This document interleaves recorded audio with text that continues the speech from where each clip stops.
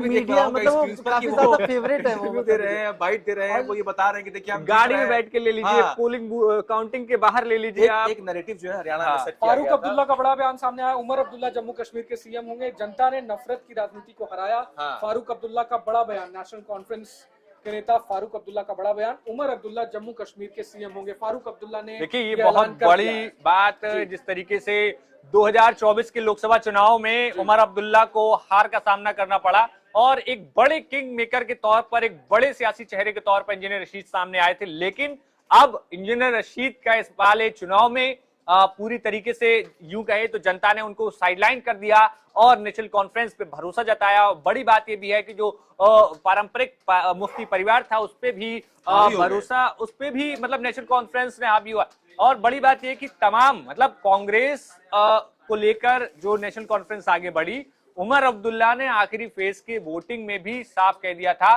सीधा सीधा कांग्रेस पार्टी के शीर्ष नेतृत्व की राहुल गांधी जो है कश्मीर में ज्यादा प्रचार कर रहे हैं, भाई जम्मू में क्यों नहीं जा रहे हैं। उन्होंने एक मेरे ख्याल से इंटरव्यू में इस बात का जिक्र किया था कि आप जहां जहां चाहिए आप वहां न जाकर आप यहाँ पर आ रहे हैं इंटरव्यू। लेकिन आप देखिए सचिन, रैलियां करने, लेकिन एक कांग्रेस की सीटों में गिरावट आई है काफी। जम्मू कश्मीर में महज 5 सीटें ही कांग्रेस निकाल पा रही है। पहले मेरे ख्याल से 8 सीटें थी, 8 अब 5 से अब सीटें। 5 पे आ गए मतलब हैं। अभी टोटल एग्जैक्ट बहुमत के आंकड़े पर है 41 + 5 46 है। जम्मू कश्मीर में कांग्रेस का ये जो आंकड़ा अभी तक हमने देखा है वो अपने लिए एक प्रॉफिट के तौर पर ही देख रही है, क्योंकि जहां पर उनकी पहले भी सरकार रह चुकी है, फिर सुपड़ा साफ होना, फिर मतलब वहां पर पहुंच मतलब ना रैली करना ना कुछ करना। तो राहुल गांधी ने अभी जब उन्होंने अपनी यात्रा शुरू की थी तब वो आखिरी में जाकर वहां पर उन्होंने अपना अंत किया, तो लगातार एक नैरेटिव उन्होंने सेट किया कि नहीं जम्मू कश्मीर में हमारा भी कितना बड़ा इन्वॉल्वमेंट है, हम किस तरीके से वहां पर काम करें, लोगों के बारे में सोचते हैं। जब तक बीजेपी ने ऑलरेडी एक नैरेटिव जो है वो सेट कर दिया था। बीजेपी तो हिंदुत्व कार्ड पर वहां खेल रही थी और उसका असर वैष्णो देवी सीट पर देखने को ही मिला। मतलब जो जहां पर पहली बार चुनाव हुआ वो बीजेपी के ही खाते में बात दिख रही है। लेकिन सबसे बड़ी बात विशाल,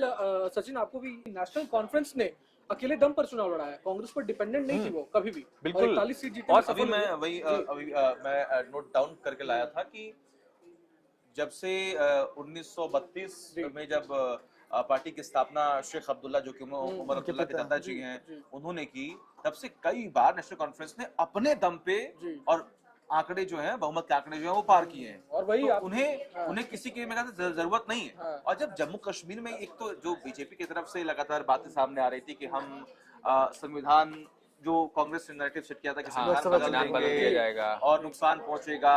जब आर्टिकल 370 हुआ तो ये कहा गया कि नहीं लोग जो है यहाँ पर जमीन खरीदेंगे, जम्मू कश्मीर बदल जाएगा, विकास हो जाएगा, टूरिस्ट प्लेस के तौर पर और भी इसको हम विकास के राह पर आगे बढ़ाएंगे।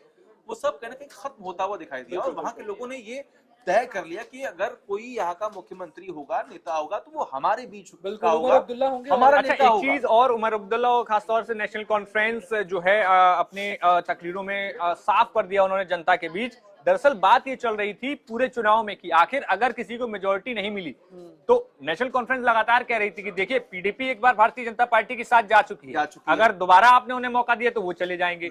लगातार वो ये भी कह रहे थे कि इंजीनियर रशीद को सेंट्रल पार्टीज ने जो है यहाँ पर प्लांट किया है, अगर आपने इंजीनियर रशीद को मौका दिया तो वो भी बीजेपी के साथ मिलकर वो बना लेंगे, सरकार बना लेंगे। तो ऐसे में क्लियरिंग मैसेजिंग क्लियर हुई और खास तौर से कश्मीर में या जम्मू कश्मीर के लोगों में उन्होंने ये देखा कि भाई कौन बीजेपी के साथ जा सकता है, कौन नहीं जा सकता है, जिसके आधार पे नेशनल कॉन्फ्रेंस को इतना साफ बहुमत यहाँ पर मिला है। क्योंकि बड़ी बात यही थी क्योंकि उमर अब्दुल्ला लगातार कह रहे थे कि इंजीनियर रशीद लगातार अपने बयानों में जब बात करते हैं वो कहते हैं कि हम पीडीपी के साथ गठबंधन नहीं करेंगे, नेशनल कॉन्फ्रेंस से नहीं करेंगे, कांग्रेस से नहीं करेंगे।